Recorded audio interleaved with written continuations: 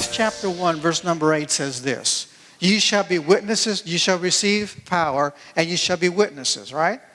And it says you're going to be witnesses in Jerusalem, Judea, Samaria, and to the othermost parts of the world. Right? Y'all are familiar with that verse? We're going to have our mission conference here in a few weeks. And y'all should be really familiar with that verse. We say it a lot here. We quote it a lot. But you think about that concept. You think about that thing about being a witness. And you think about the fact that you're supposed to do all those things at the same time. In Jerusalem, in Judea, in Samaria, and the othermost parts of the world. Now think about the thought behind that verse of you being a witness. And I don't think it's stretching the scriptures any to say this to you. Jerusalem actually starts in your household, in your family. I don't have to ask you twice, and you'll tell me the right answer. I know if I would put a microphone in front of you. Who is your first responsibility to be a witness to? Your family.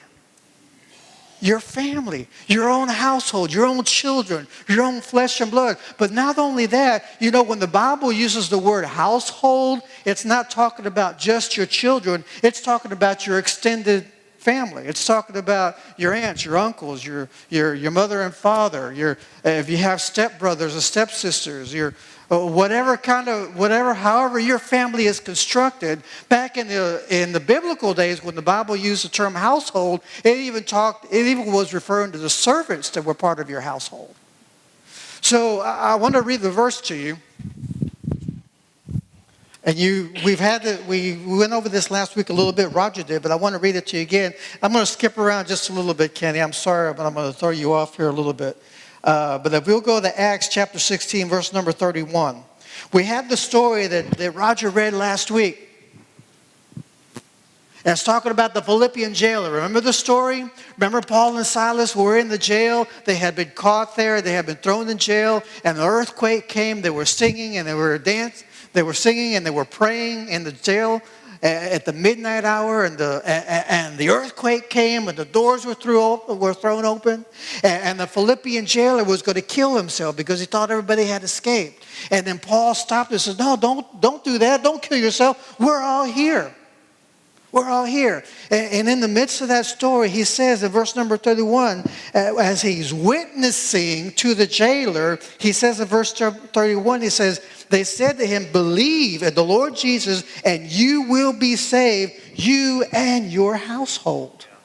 And they spoke the word of the Lord to him and to all that were in his house." Do you know that phrase is used 3 more times in the book of Acts?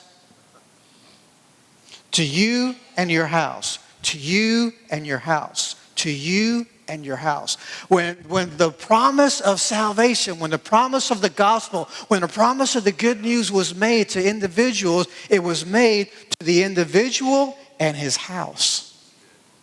It was made to Lydia, and it was made to her and to her house. It was made to Crispus. It was made to Crispus and his house. His whole household. They were all saved and baptized.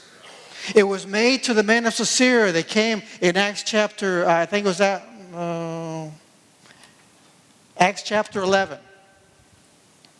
The men came to Peter and they came to Peter and they told of how the angel came to them and said, "Listen, I want you to go and I want you to find this man named Simon Peter, and I want you to go tell him what you have seen." And it tells how the angel came to them in a vision and said, "Listen, I want you to go tell Peter, and I want you to go listen to what he has to say, and you will be saved and your house." Do you realize what a tremendous promise that is?